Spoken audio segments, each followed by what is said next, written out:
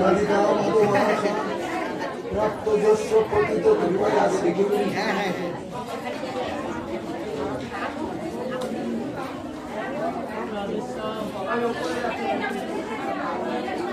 হরে কৃষ্ণ।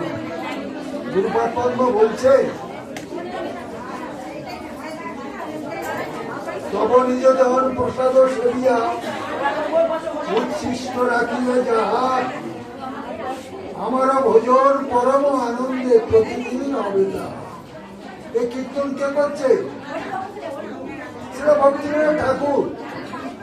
তিনি কে? তিনি একান্ত রানীর একমাত্র কৃপাপাত্র। গুরুপাদ পদ্ম বলছে, কৃষ্ণ রে বাপ রে কোথা মোর হরি, আমার ছাড়ি কোথা গেলা প্রাণ করিলা চুরি। তিনি নিবৃত্তে কৃষ্ণ কৃষ্ণ করে ক্রন্দন করছে, বলছে কৃষ্ণ রে বাপ রে কোথা মোর হরি, আমার ছাড়ি কোথা গেলা প্রাণ করিলা চুরি। ভক্তিরন্ত বামন গোস্বামী মহারাজ সর্বক্ষণ শ্রী বৈকুণ্ঠে বাস করে। তিনি বলছেন, বৈকুণ্ঠের একটা প্রদেশকেও বৈকুণ্ঠ বলে গ্রহণ করা। আমি সদা সর্বদা ঠাকুরানীর কাছে প্রার্থনা করছি, ঠাকুরানী কবে সেই অপ্রাকৃত গোলক বৃন্দাবনে তোমার দাসত্ব লাভ।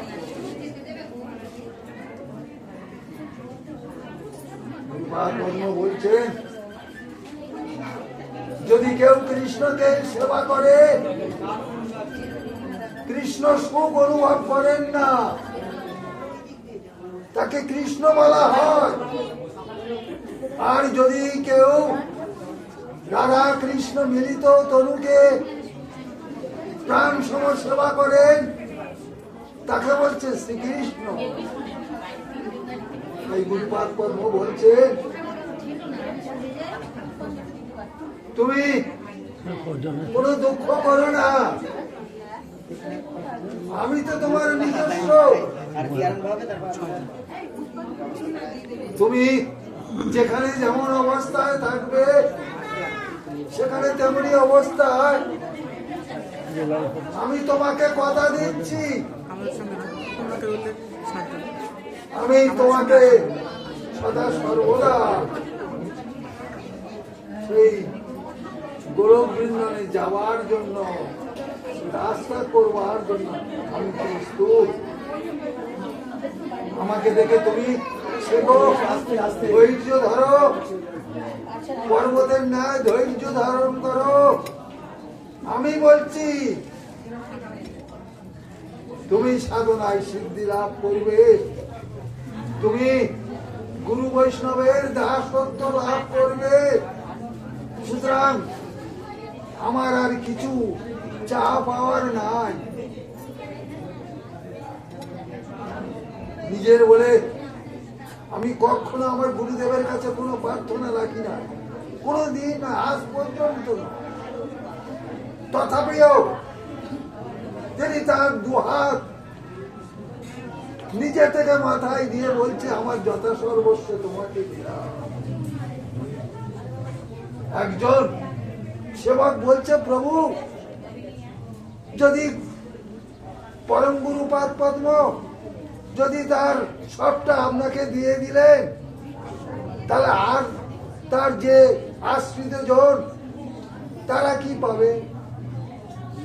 আমি বললাম, এক বালতি জল থেকে যদি এক গ্লাস করে জল তোলা যায়,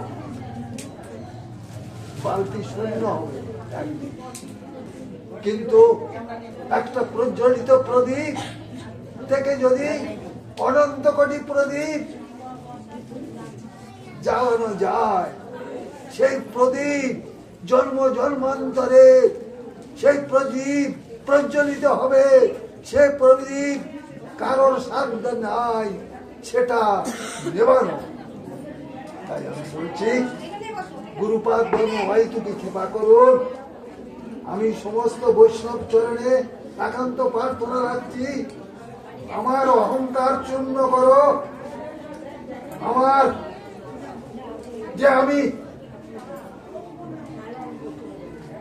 যে অবস্থায় থাকি না কেন, আমি যেন বৈষ্ণব দাসনার বৃত্ত হয়ে আমি আমার গুরুদেবের আজ্ঞা বাহক হয়ে থাকতে পারি, এই প্রার্থনা জানিয়ে আমার সংক্ষিপ্ত ভাষণ শেষ করছি।